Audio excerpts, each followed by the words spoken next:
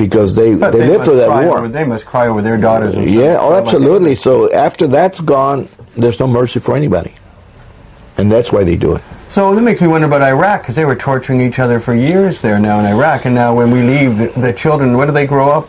Well, Mark... Are they desensitized to all this violence, so that violence is nothing substantial for them? Yes. There's a U.S. Colonel, Colonel James Steele. He ran Salvador. He was our military colonel in El Salvador. And he brought in what was known, him and McCaffrey brought in what was known as the blueprints that they used in the Phoenix program in Vietnam.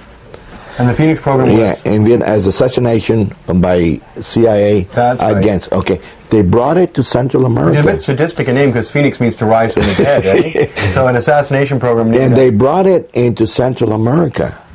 And they utilized the same blueprints that they used in Vietnam. And it worked perfectly. Now, it is known as the Salvadoran option.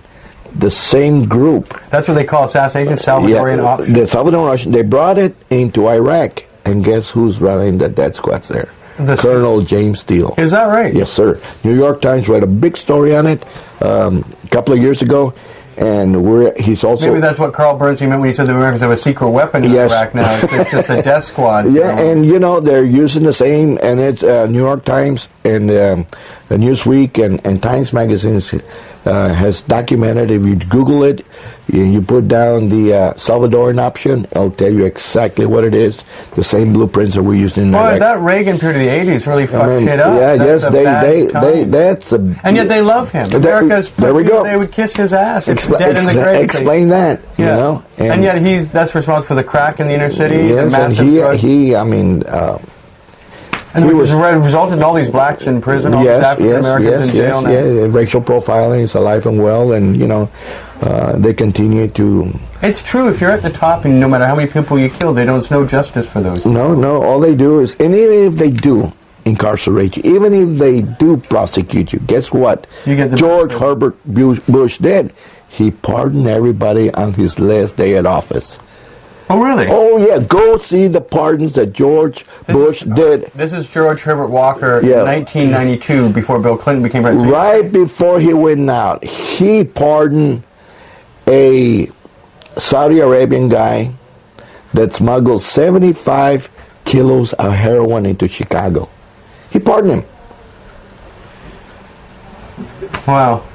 So, this is, and of course, George Herbert Walker Bush was in charge of the CIA, and he knew terrible things. Yes. And of course, his son has been brought up in that environment. Yes. So it's a continuing struggle. So what's your advice to Americans and Canadians?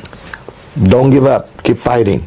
Fight for your liberties. You believe repealing prohibition would end all this? Yes, it would. Absolutely. Yeah. It would stop it completely. You take the profit out. But, once again, the lobbyists and everybody else is going to fight this. I mean, they're never going to legalize marijuana. And I'm going to tell you what. Okay. And that's because it's immoral. Marijuana's never killed anyone or whatever. It's because, say, for example, you go to a bar. Instead of ordering a $50 joint, a $5 joint or a 50-cent joint, whatever the price is, instead of a $3 beer. You think Bud Light's going to allow you to do that? Of course not.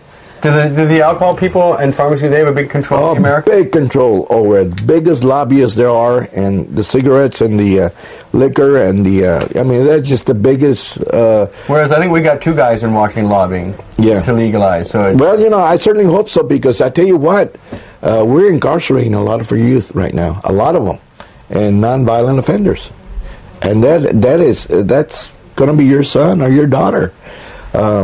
Or yours. On Damage Done, the last minute of it, it talks about my son being arrested and going to jail for a marijuana butt that they found in the ashtray. Yeah, I've read that. Tell us the story about that. What happened was my son got stopped at 3 o'clock in the afternoon. He was in his scrubs, going to pharmaceutical school, got stopped at the wrong neighborhood because his girlfriend lived there. So he got profiled. So he got stopped because he stepped on the white line of the crossing of the stop sign. Pulled over, they checked his car, they found a roach in the ashtray, and he got arrested. Now, if he's convicted, guess what? He can never be a pharmaceutical technician. Yeah. Or a pharmacist. His experience with drugs will make him. Yeah. So my part is that it's come home to haunt me now. So that's why I'm an activist, and I'm fighting for your rights. That you were given to you by. I'm so glad you are. Well, and I hope we can continue this some other time. Okay. I'm endlessly fascinated with all this. It seems surreal to me that you're alive, telling me this. Yeah, well, maybe one of the last ones. Most wanted in the world, and I'm hearing like endless number of killers here. Yeah. Well, we have a big job ahead of us. So listen, if you want to fight and repeal prohibition, you should get involved. Otherwise, let's think of the fate that could befall this country if it's like Mexico or the United States in the years ahead. Thanks very much, Mr. Castillo. Yes, sir. Thank you for having me.